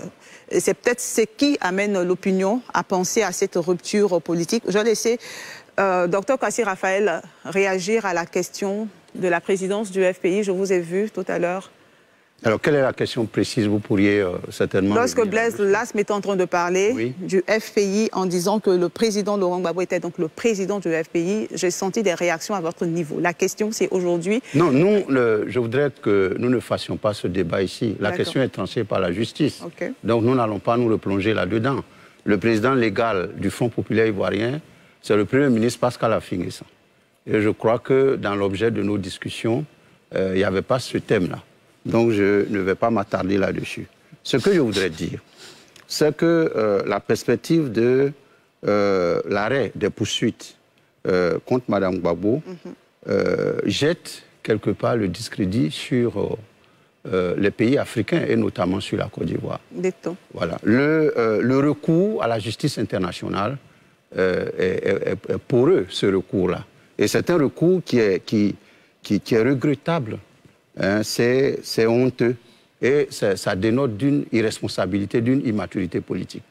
On l'a fait pour le président Gbagbo, ça n'a pas abouti. Pourquoi exposer ces hommes politiques à la vindicte internationale à travers une juridiction comme la CPI? Aujourd'hui, je pense qu'on doit se poser cette question-là. Et donc, le fait d'arrêter les poursuites, c'est de ne plus d'arrêter une certaine forme si vous voulez, de honte qu'a généré la poursuite contre le président Gbagbo et qui n'a pas abouti à des résultats fructueux. Honorable Baudouin. Oui, tout d'abord, je voudrais dire à ce jeune frère que nous sommes RHDP. Ce jeune frère, c'est qui? Monsieur Armand, s'il vous plaît. Vous parlez de qui exactement? Mon frère Armand, voilà. Merci. Mais c'est un jeune frère, n'est-ce pas? Donc, c'était bon de préciser de qui vous parlez, vu qu'il y a deux personnes en face. D'accord. Nous sommes RHDP, un parti politique créé en 2018. Il faut quand même qu'il respecte la loi. Parce que vous voyez, peut-être il y a un problème avec les changements de nom, de dénomination. Sinon, voyez-vous, le Front National en France est devenu Rassemblement National. Les Républicains étaient avec d'autres noms, a connu d'autres noms sur le temps. Donc peut-être qu'il doit s'instruire sur ces petites choses-là. Mais votre avis donc sur la levée de mandat? Pour dire, vous savez, nous n'avons pas de commentaires. Notre logo. Nous n'avons pas de... C'est de l'acrimonie, s'il vous plaît. Vous le laissez terminer. Après, vous aurez votre temps de parole. Vous aurez votre temps de parole. Merci. Je dois dire que nous n'avons pas de commentaires à faire sur une décision de justice. Ça aussi, le respect de la loi. La CPI. Mais ce que je voulais simplement dire, c'est que le président Alassane Ouattara avait donné une fin de non-recevoir à la CPI quand elle a annoncé ce mandat d'arrêt-là contre Mme Simone Gbagbo. Donc nous, bon, si c'est qu'elle n'est plus poursuivie, ce n'est pas une mauvaise chose pour nous. Elle a été initiée ici en Côte d'Ivoire par le président Alassane Ouattara. Donc, il n'y a pas de commentaire particulier. Pensez-vous qu'elle pourrait jouer un rôle dans le processus de réconciliation nationale? Oui, quand on sait que c'est une femme politique. Elle a été vraiment une actrice quand même de la crise de 2011. Elle peut jouer un rôle, mais malheureusement, elle a un peu, et bien souvent, des propos aussi violents. Mais je pense qu'elle a encore mieux à faire et je pense qu'elle peut effectivement être utile à la paix en Côte d'Ivoire, bien entendu. Sylvain N'Guessan, en tant qu'analyste politique, pensez-vous qu'il y a rupture politique entre Simone Gbagbo et Laurent Gbagbo? Bon, les temps à venir nous situerons, même si on voit déjà les prémices. D'accord. Quand on écoute, on analyse le discours politique le discours de la nation de Griffe permettrait. En Côte d'Ivoire, maintenant, bon, tout le monde s'adresse à la nation. Hein. Donc, quand on écoute le discours de la nation de Mme Simone Gbagbo, du mois passé, hein, où elle demandait pardon au président Alassane Ouattara de libérer les prisonniers politiques, etc., etc. Quand vous lisez entre les lignes, elle prenait un peu à contre-pied les premiers discours du président Laurent Gbagbo, notamment celui tenu au siège de son QG, etc., etc.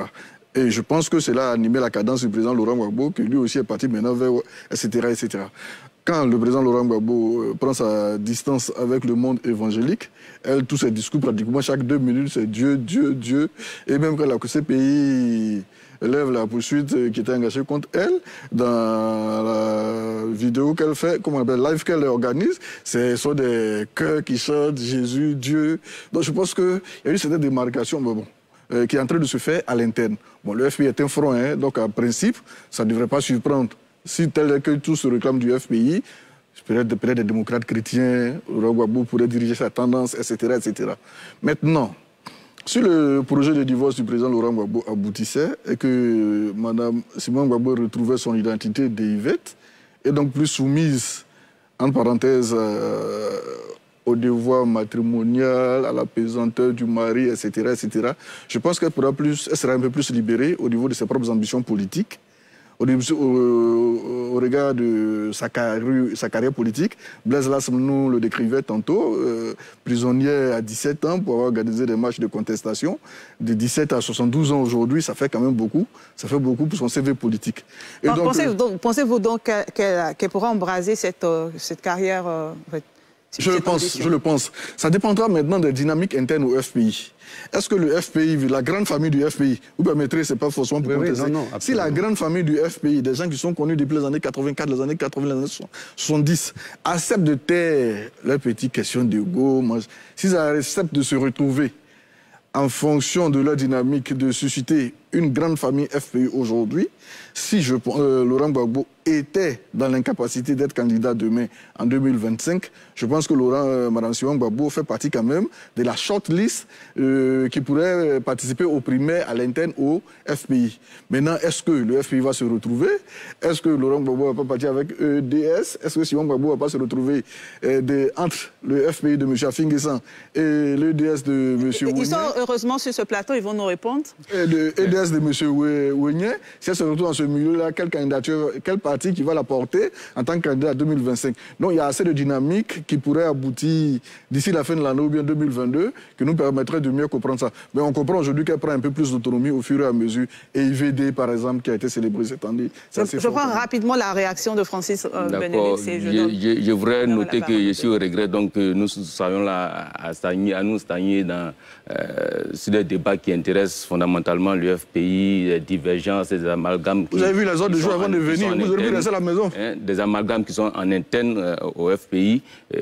Je voudrais donc, bref, les laisser donc sur la gestion de la crise en interne. Pour parler donc de la levée de mandat par la CPI, je voudrais dire que c'est une suite logique, n'est-ce pas, de l'acquittement du président Laurent Gbagbo. Et donc, maintenant, pour les perspectives, qu'est-ce que Mme Gbagbo compte faire? Je pense que ça ne dépend que d'elle. Voilà. Depuis sa sortie de prison le 8 août 2020, je pense qu'elle a pu sillonner quand même l'espace ivoirien. Elle est allée dans plusieurs villes pour mener des actions politiques, des activités politiques. Donc son avenir ne dépendra que d'elle à la réalité. Et quant à nous, au niveau donc, du RHDP, nous travaillons sur le programme que nous avons proposé aux Ivoiriens.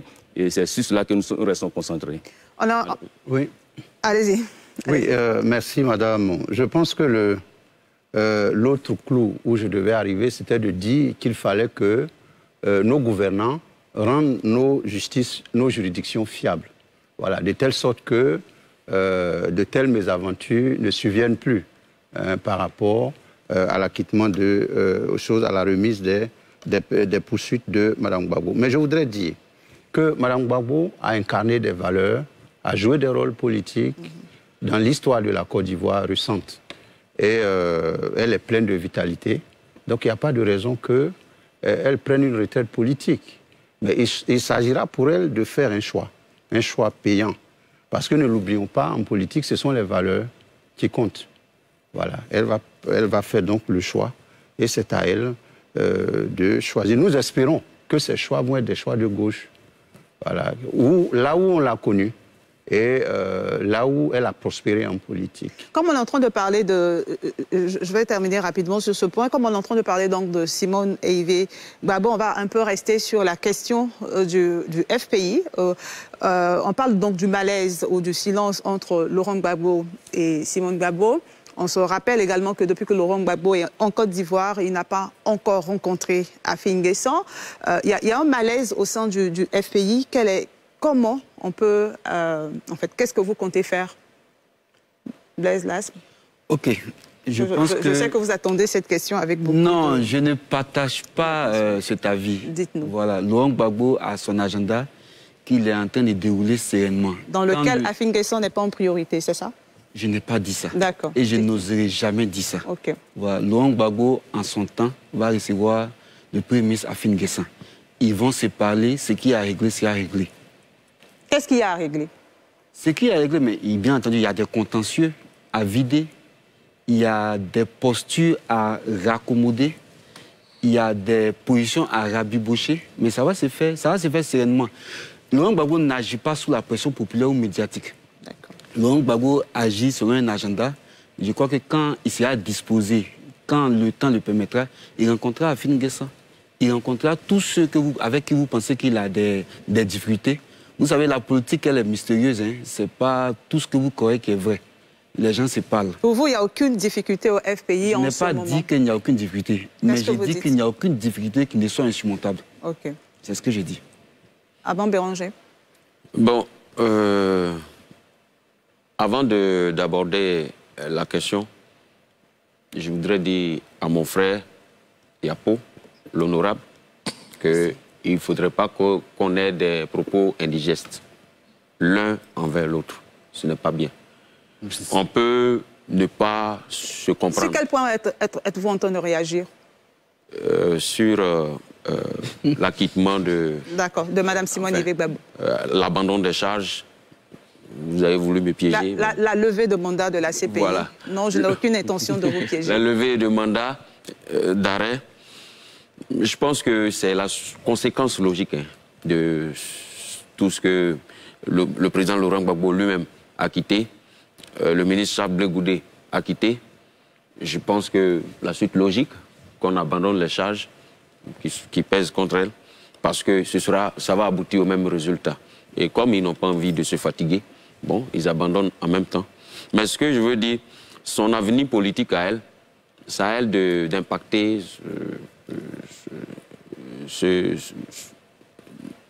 ça à elle d'orienter son avenir politique. Moi, particulièrement, j'ai rien à dire.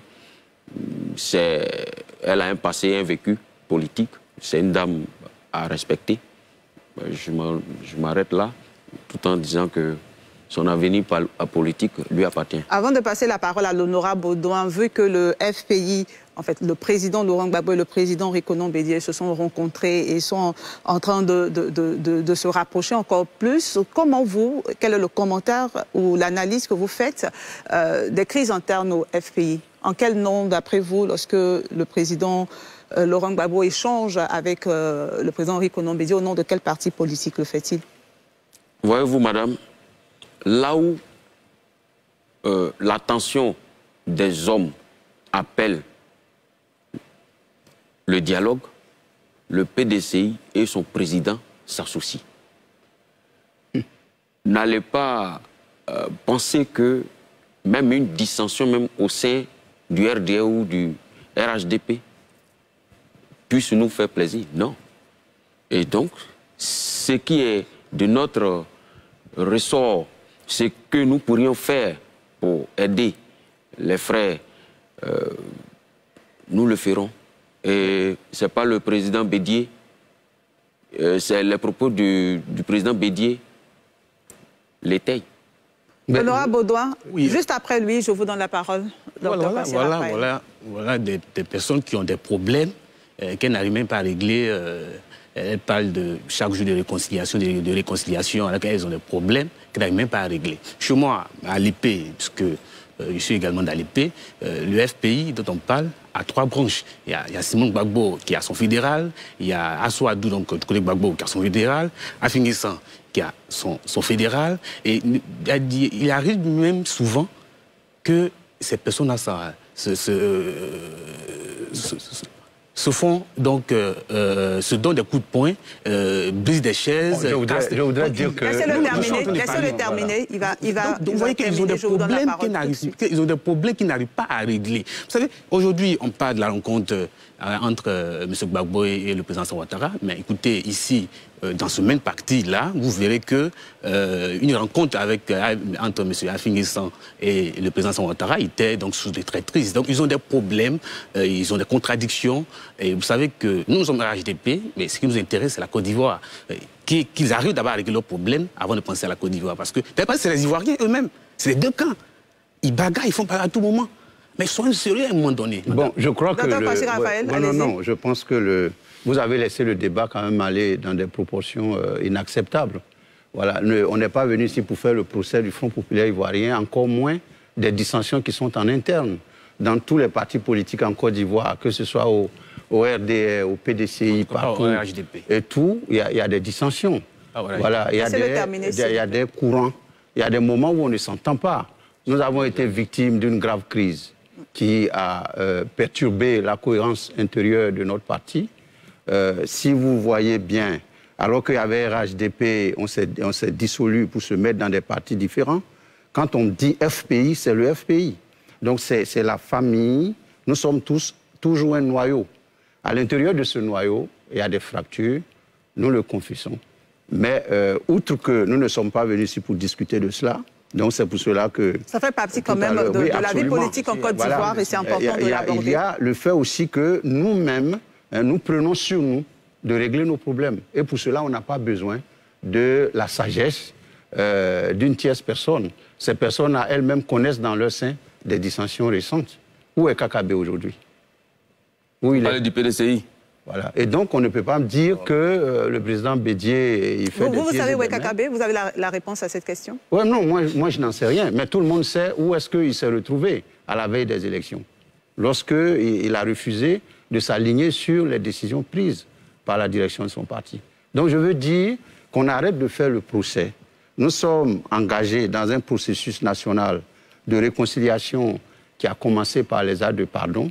Et pour nous, les étapes à venir, ce sont les étapes, comme nous l'avons signifié, de la rencontre entre les trois présidents, de la liquidation des contentieux qui pèsent non seulement sur eux, mais sur l'ensemble des populations de Côte d'Ivoire, et surtout du nettoyage d'un environnement national, politique, qui va permettre aux fils de la Côte d'Ivoire non seulement de comprendre qu'ils appartiennent à une nation ou alors à un pays en train de construire une nation, un État, mais aussi et surtout de poser des actes pour construire un État républicain dans un régime démocratique où la paix va donner la main de façon définitive aux citoyens pour aller vers l'épanouissement et la construction d'une nation. Sylvain Nguessan. La question? Je vous ai vu réagir à ce que le docteur Kwasi Raphaël disait notamment. Oui, c'est tout à fait normal, hein, au vu de ce que le FPI a connu au sorti de cette crise-là. C'est tout à fait normal qu'il y ait ces différentes dissensions. Ça va de soi. Beaucoup de partis... Est-ce que le FPI est fragilisé aujourd'hui? Est-ce que c'est la désunion fragilise de toutes les façons, parce qu'on a vu lors des élections précédentes, il y avait des villes où les deux tendances avaient des candidats. Donc, naturellement, divisant leur voix, cela a favorisé les candidats d'en face. Donc, ce serait quand même bien séant que la grande famille de la gauche puisse se retrouver. Mais encore une fois de plus, les dissensions que le président Gbagbo et Affi N'Guessan ne se parlent pas, cela n'a rien à voir avec la réconciliation nationale, qui est de notre niveau de gravité. Que Laurent Gbagbo quitte le FPI pour aller créer son parti politique, la Constitution lui en donne le droit.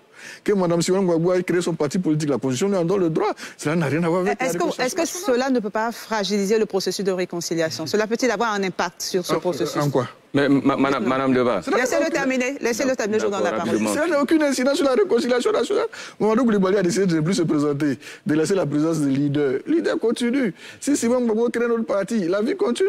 Notre constitution... Il tire le même parti. Merci de le laisser terminer. Bien sûr, il tire le même parti. Allez-y, Sylvain Nguessan. Le même parti, qu'est-ce que cela a à voir avec la vie... qui font donc... Allez-y, on va permettre, s'il vous plaît, à Sylvain Nguessan de terminer son idée. Que le RHDP se choisisse des interlocuteurs un peu plus pour les prochaines fois. Parce que je connais le RHDP depuis... Merci de le laisser terminer.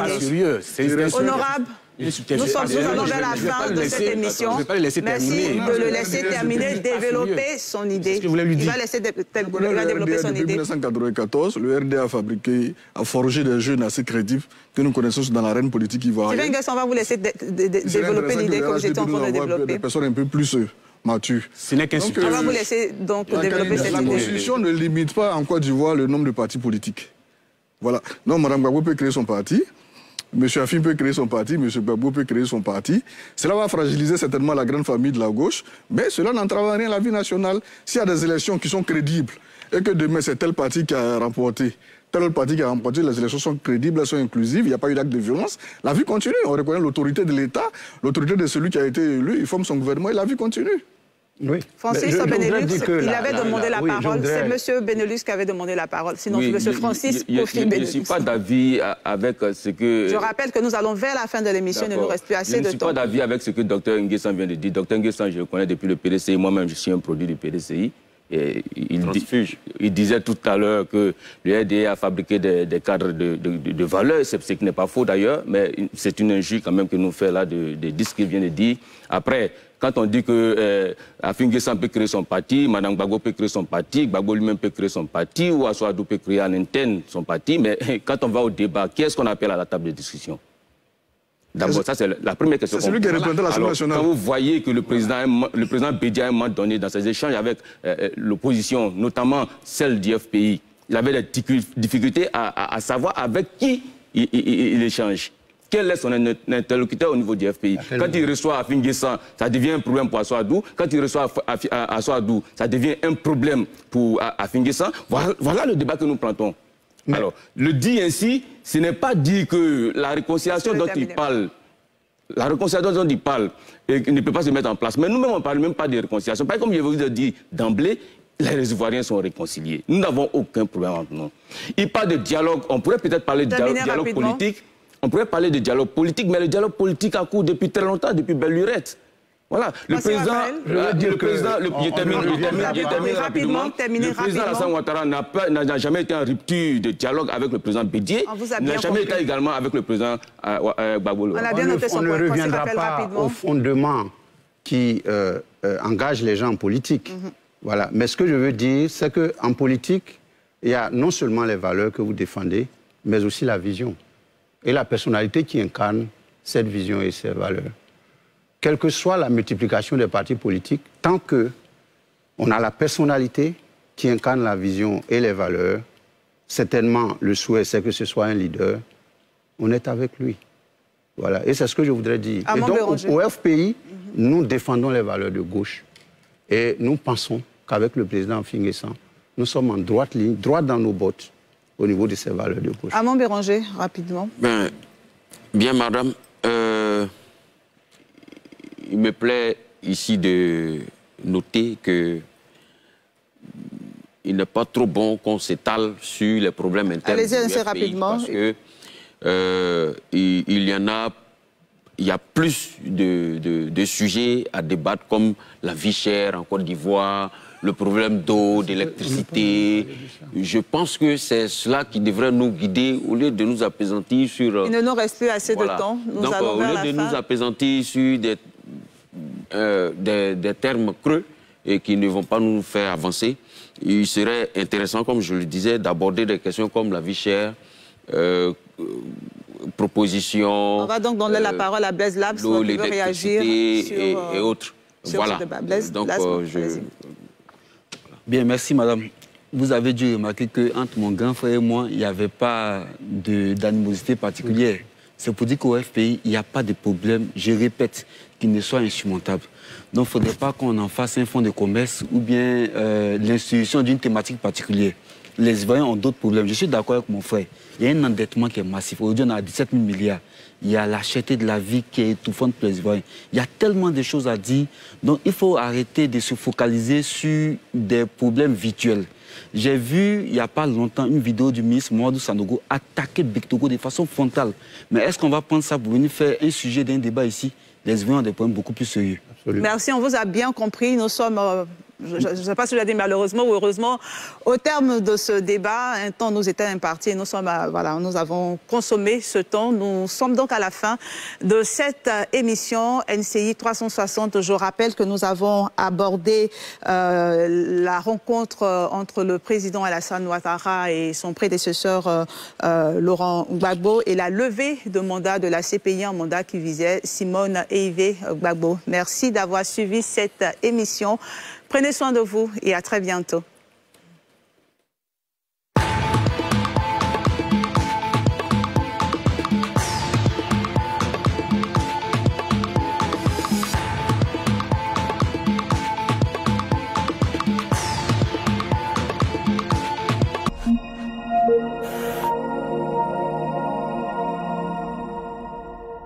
Ça te fait quel âge aujourd'hui? Ça me fait l'âge, toujours je te dis.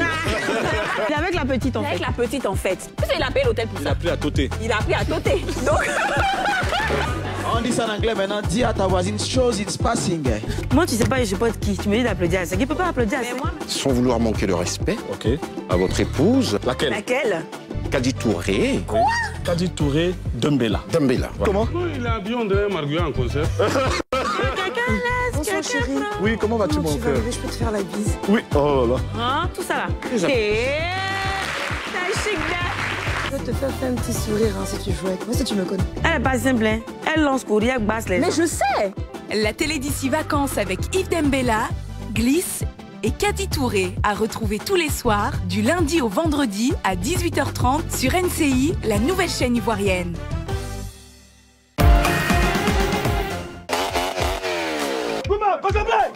NCI Reportage. S'il n'y a pas un bon freinage, vraiment, il peut y avoir plusieurs catastrophes. Nous sommes prêts à parler à toutes les mentalités ce soir. Plongé au cœur de la société ivoirienne comme jamais auparavant. Quoi de mieux que de valoriser ce que nous avons chez nous ici? Non, ici, c'est pas dit depuis tant de nos mamans, tant de fouilles. Le loyer, c'est 75 000 francs, 7 mois. Aujourd'hui, on a des chauffeurs qui mettent clignotant à gauche et puis ils tournent à droite. Reportage, dossier, enquête choc. NCI vous entraîne dans le quotidien des Ivoiriens. NCI Reportage, du lundi au vendredi sur NCI. Si tu me contrains toi aussi à épouser ce type, je vais me suicider. Je connais un circuit pour aller derrière nous. C'est 5 millions par personne. Dis-moi Roger, tu as 7 millions? Parce qu'il ne suffit pas seulement de payer le voyage. Et il faut aussi survivre une fois arrivé à destination. Tu as intérêt à très vite retrouver ta fille. Parce que sinon, tu vas me rendre l'argent. Tout l'argent que je t'ai donné, jusqu'au dernier centime. Il faut qu'on parte vite d'ici. Pour partir où? J'ai ma petite idée. Derrière l'eau, votre série ivoirienne inédite sur NCI. Et si on les élimine proprement pas? Donc si je comprends bien, je suis donc votre otage. Ça pue le mauvais pour ça. C'est ce que je me suis dit, mon flair de policier. Avec Roger Pégard, Michel Gou, Lambri Nyamba, Zahan Gabriel, Tosso Tiekumba, Bekri Djep, Franck Picardi. Derrière l'eau, tous les mardis à 20h30 sur NCI, la nouvelle chaîne ivoirienne.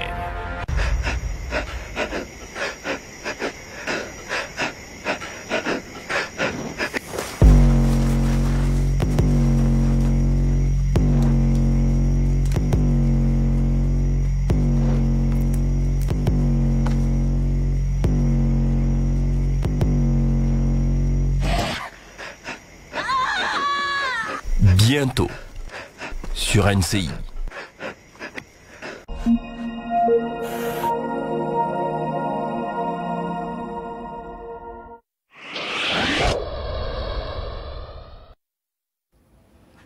Behezere que de le Paris c'est